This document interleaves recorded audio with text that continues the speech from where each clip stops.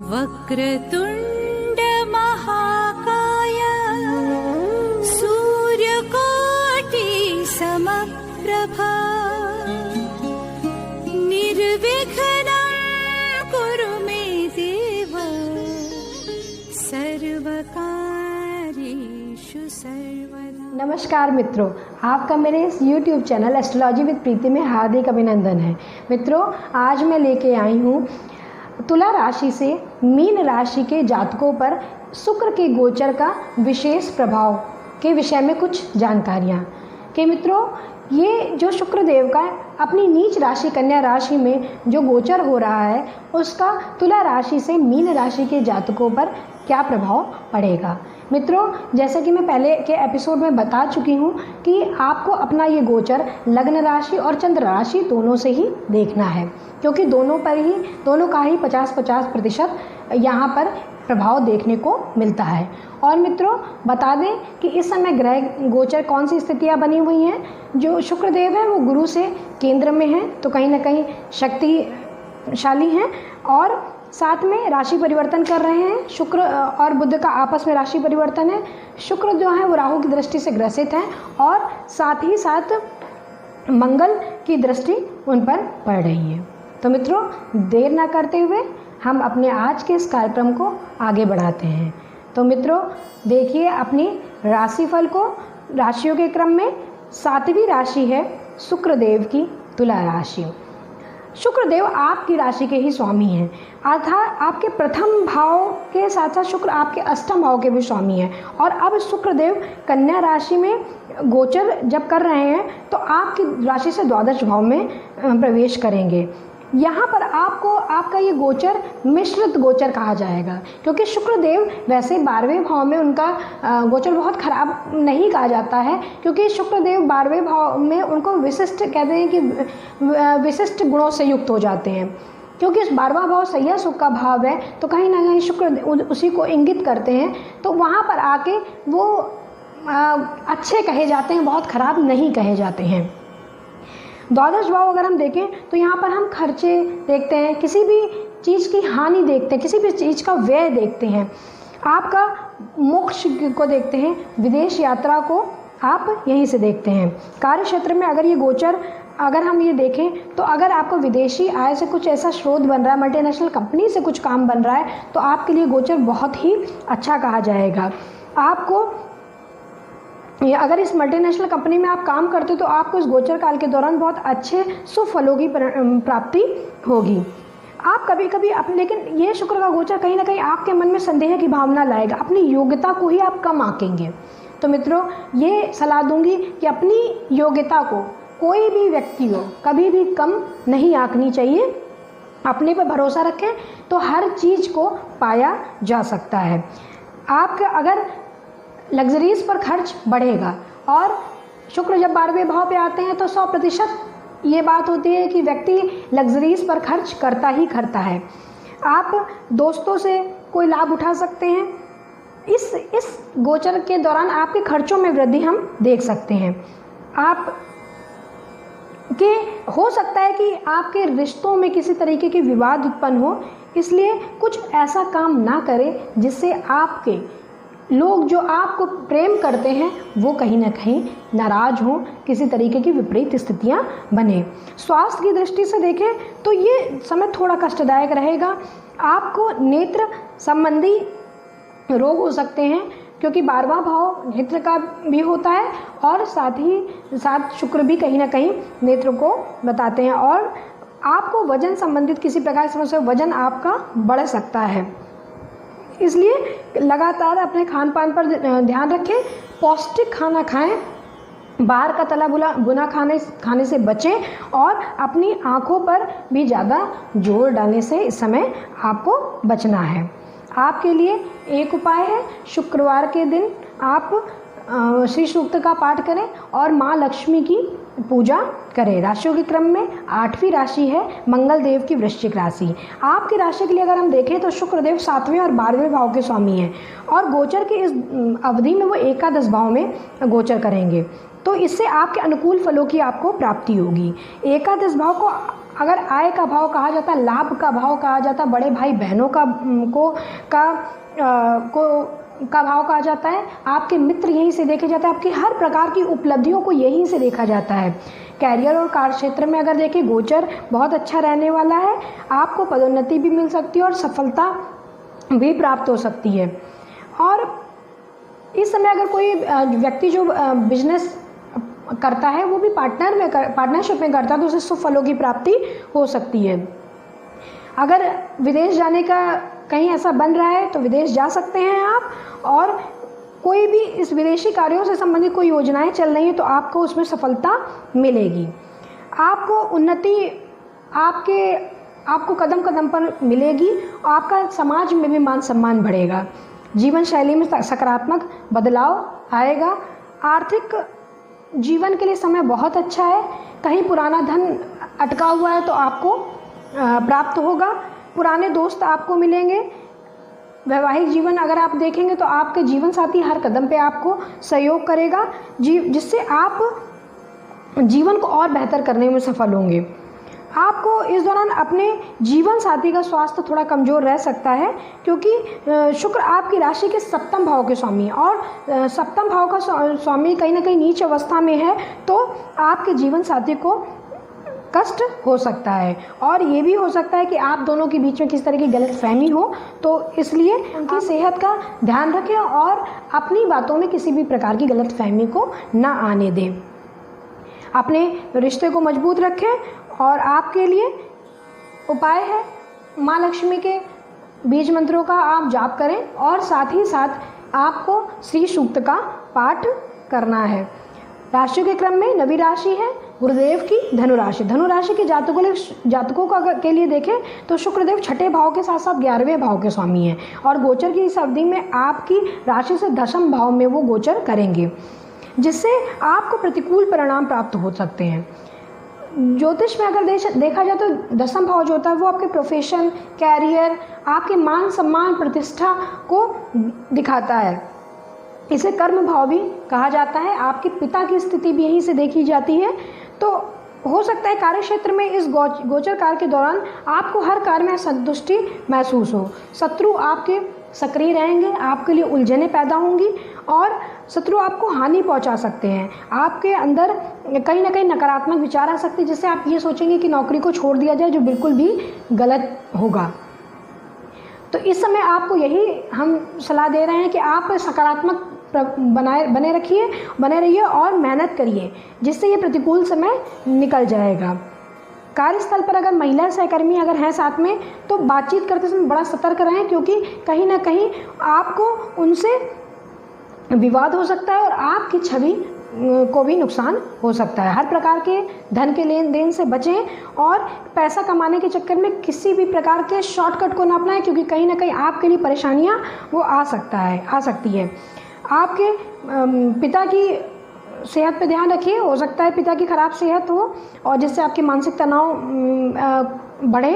और वैवाहिक जीवन में आप अपनी जो लाइफ पार्टनर है उनके ऊपर ध्यान दीजिए, और आप उनसे ये आशा रखेंगे कि वो आपके ऊपर पूरा ध्यान दे। ये कहीं ना कहीं कुछ ना थोड़ा सा गड़बड़ हो जाएगा। इससे आप में और उनमें टकराव की स्थिति उत्पन्न हो सकती है। इसलिए आप उनका, अपने जीवन साथी का भी ध्यान रखिए और किसी भी तरीके की बीच में गलतफहमी को बिल्कुल आने मत दीजिए। इससे आप दोनों के रिश्तों में मजबूती आएगी, कमजोरी नहीं होगी। सेहत के अगर लिहाज से देखें तो गोचर कहीं ना कहीं मानसिक तनाव और थकान लेके आएगा, और इस समय नेत्र संबंधी समस्या भी हो सकती हैं, और इसलिए सही खान पान पर विशेष ध्यान रखें और आराम करें। सबसे अच्छा अगर विकल्प है आप योग ध्यान के शरण में जाएं।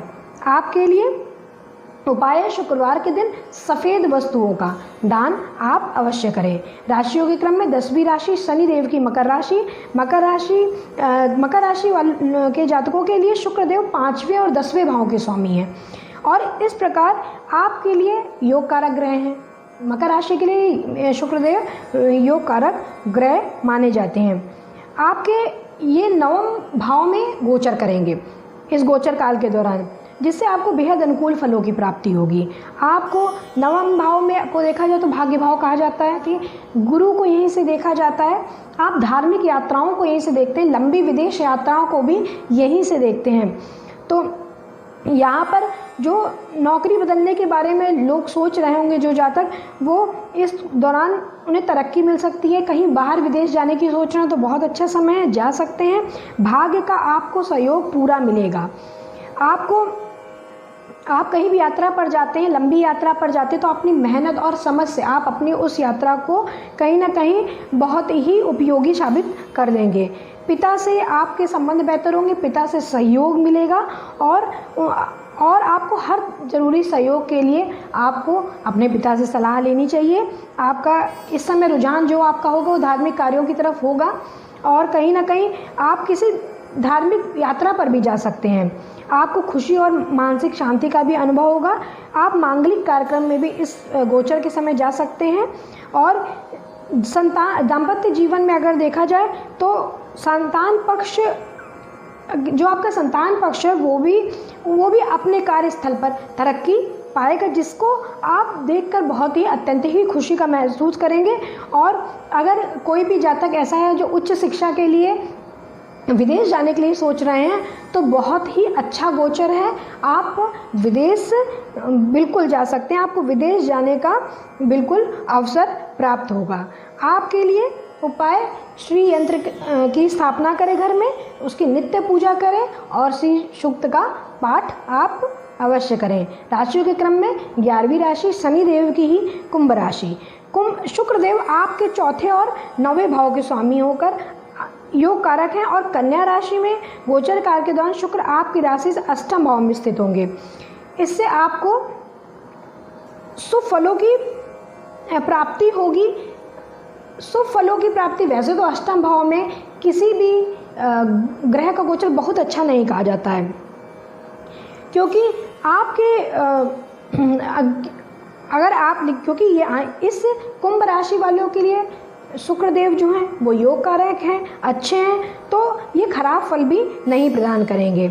यहाँ से अगर अष्टम भाव से हम देखें तो आयु का, मृत्यु का और जीवन में आने वाले उतार चढ़ाव, अचानक से आने वाली कुछ ऐसी घटनाएं हो जाना, आकस्मिक आपको जैसे कोई स्कैंडल खुलना, इस तरीके के चीज़ें हो सकता है। अगर आप शोध किसी कार्य को करना चाहते हैं तो अष्टम भाव से ही देखा जाता है। रहस्यमयी चीज़ों को भी यहीं से देखा जाता है। परा विद्या को, ज्योतिष जैसे गूढ़ विषय के लिए भी यहाँ पर को ही देखा जाता है। कार्य क्षेत्र में अगर देखा जाए तो आप कोशिश करेंगे कि साहस और पराक्रम से आप कार्य को करेंगे और हो सकता है कि सहकर्मी और जो आपके वरिष्ठ अधिकारी हैं उनका आपको मजबूत सहयोग भी प्राप्त हो और आपकी प्रशंसा भी करते हो दिखेंगे। आपको धन लाभ के बहुत सारे मौके मिलेंगे। आपके पारिवारिक जीवन में घर परिवार का अच्छा वातावरण रहेगा, प्रसन्नता रहेगी। हो सकता है आपको पैतृक संपत्ति से लाभ मिले। आप अपने स्वयं अपनी खराब आदत और ख़राब स्वास्थ्य को सुधारने का बिल्कुल प्रयास करेंगी। हालांकि अगर देखा जाए तो आपकी माँ की खराब सेहत आपके चिंता का सबसे बड़ा कारण बनेगी। आप इस समय अगर कोई शोध कार्य कर रहे हैं तो इस समय बहुत ही अच्छा है। रहस्यमय विज्ञान, अगर जैसे आप ज्योतिष है, तंत्र मंत्र की शिक्षा आदि सीखने की और अगर आप सीखने की सोच रहे हैं तो बहुत अच्छा समय है और आप आकर्षित भी होंगे इस तरफ कि आप इसको सीखें। प्रतियोगी परीक्षा की तैयारी कर रहे हैं जो छात्र हैं उनके लिए भी अच्छा समय है। और बस यहाँ पर इतना कहना चाहेंगे कि भोग को, शुक्र क्योंकि भोग के स्वामी हैं, भोग देते हैं, तो कहीं ना कहीं आपको भोग में योग भी लाना है। भोग तो करना ही है, साथ ही साथ उसके साथ योग लाएंगे तो आपके जीवन में आपको ये गोचर बहुत ही अच्छा फल देगा। लेकिन अगर आपने भोग का प्रयोग किया तो आपके लिए ये गोचर स्वास्थ्य की दृष्टि से भी गड़बड़ होगा और हर प्रकार से आपके लिए गड़बड़ होगा। स्वास्थ्य की इसीलिए बाहर का तला भुना खाना पीना थोड़ा सा इस समय आप रोकिएगा। आपके लिए एक उपाय कि आप श्री सूक्त का पाठ करें और शुक्र के बीज मंत्रों का जाप करें। राशियों के क्रम में अंतिम राशि है गुरुदेव की मीन राशि। आपकी राशि के लिए शुक्रदेव तीसरे और 8वें भाव के स्वामी हैं और गोचर की इस अवधि में शुक्र आपकी राशि से सप्तम भाव में गोचर करेंगे, जिससे आपको सामान्य से अनुकूल फलों की प्राप्ति होगी। अगर कुंडली में देखा जाए तो जो 7वां भाव है वो आपके वैवाहिक जीवन, आपके बिजनेस पार्टनरशिप को प्रदर्शित करता है। जीवन में हर क्षेत्र में जो भी साझेदारियाँ हो रही हैं वो यही से इंगित करता है और कहीं ना कहीं आपके व्यक्तित्व का आईना कहा जाता है सप्तम भाव। तो इसलिए ये भाव भी बहुत ही महत्वपूर्ण होता है और आपके हो सकता है कि इस समय कार्य क्षेत्र में आपको कुछ चुनौतियों का सामना करना पड़े। आपके अपने साथ काम करने वाले, आपके नीचे काम करने सहकर्मी जो हैं उनको किसी बात को लेकर मतभेद हो सकता है। इसीलिए मतभेद से अपने को बचाने की आवश्यकता है, जिससे आपकी नहीं तो छवि खराब होगी। अगर आप अपने किसी के साथ पार्टनरशिप में व्यापार करना चाहते हैं, कोई भी चीज़ पार्टनरशिप में करना चाहते हैं तो आपका विवाद संभव है। इसलिए आप इस गोचर काल के दौरान किसी भी प्रकार की पार्टनरशिप से बचें और इससे नहीं तो आप जिस व्यक्ति से पार्टनर कर रहे हैं उससे पार्टनरशिप भी कर रहे हैं, उससे भी विवाद हो जाएगा और आप दोनों का कहीं ना कहीं मनमुटाव पूरा संभव है। शादीशुदा जातकों का अगर देखा जाए तो अपने जीवन साथी के साथ अहम का टकराव हो सकता है लेकिन ये बहुत समय लंबा टकराव नहीं रहेगा, लेकिन आप दोनों अपनी समझ से इस विवाद को सुलझाने की पूरी कोशिश करेंगे और इस कंडीशन में आप पूरी तरीके से बेहद भावुक भी नजर आएंगे और कोई भी बात को कहने में आप इस तरीके की दुविधा में रहेंगे कि ऐसा ना हो कि मैं अपनी इस भावना को अपने जीवन साथी के सामने प्रदर्शित करूं या कहूं और मेरा जो ये जीवन साथी है वो मुझे छोड़कर, या कहीं ऐसा ना हो कि वो नाराज़ होकर कहीं पर चला जाए। तो इस बात का ध्यान रखें कि आप अपनी जीवन साथी से खुलकर बात करें। और स्वास्थ्य के लिहाज से अगर देखें तो कुछ समस्या हो सकती हैं। आपको पेट से संबंधित आपको पेट से संबंधित कोई विकार हो सकता है और आपको मूत्र संबंधित भी कोई रोग हो सकता है। इसलिए समय समय पर आप पानी ज़्यादा से ज़्यादा आप पीजिए। आपके लिए एक उपाय, कहीं भी बाहर निकलने पर आप इलायची के बीज को हमेशा मुंह में रखकर निकले और लक्ष्मी माता के चरणों को छूकर ही आप किसी कार्य के लिए इस गोचर काल के लिए निकलिए। तो मित्रों, ये था तुला से लेकर मीन राशि के जातकों पर इस शुक्रदेव के नीच राशि में गोचर का प्रभाव। मित्रों, कोई भी गोचर हो, अगर वो जैसे शुक्रदेव का नीच राशि में गोचर है तो कहीं ना कहीं शुक्रदेव अपनी नीच अवस्था में रहेंगे तो अपने उन फलों को नहीं दे पाएंगे जो वो उस अवस्था में दे सकते हैं जब वो उच्च अवस्था में गोचर कर रहे हैं। बाकी जो गोचर को पूर्णतया गोचर को हम इफेक्टिव नहीं कह सकते हैं, क्योंकि कहीं ना कहीं आपकी जन्म कुंडली में इस शुक्रदेव की स्थिति को भी देखकर ही हम किसी चीज़ का निर्णय लेते हैं। अगर आपकी कुंडली में शुक्रदेव की स्थिति बहुत अच्छी है तो आप ये बिल्कुल निश्चिंत हो जाइए कि ये गोचर आएगा और चला जाएगा। लेकिन अगर आपकी कहीं ना कहीं शुक्र की स्थिति गड़बड़ है, वो कन्या राशि में ही है, तो फिर आपके लिए ये गोचर थोड़ा सा कष्टदायक होगा। तो मित्रों, कष्ट होगा और हमारा कर्तव्य है कि हम इस कष्ट को दूर करने की पूरी कोशिश करेंगे। हम माँ लक्ष्मी के बीज मंत्रों का जाप करेंगे, श्री सूक्त का पाठ करेंगे और किसी भी कार्य पर निकलने से पहले हम माँ लक्ष्मी के चरणों को छूकर निकलेंगे। तो माँ लक्ष्मी की कृपा हमारे ऊपर बने रहेगी। और क्योंकि शुक्रदेव की जो देवी अधिष्ठात्री देवी कही जाती हैं वो कहीं ना कहीं माँ लक्ष्मी ही कही जाती हैं, तो माँ लक्ष्मी को प्रसन्न करें और इस शुक्रदेव के गोचर के दुष्प्रभाव को दूर करें। तो मित्रों, आज के लिए बस इतना। मित्रों, बस इतना कहना चाहूँगी कि अगर आपको मेरा ये एपिसोड पसंद आ रहा है तो आप इसे लाइक और शेयर अवश्य करें और साथ ही मेरे चैनल को सब्सक्राइब अवश्य करें। तो मित्रों, अगले एपिसोड में लेके आऊँगी ज्योतिष विज्ञान से संबंधित और भी नई नई जानकारियाँ। तब तक के लिए नमस्कार।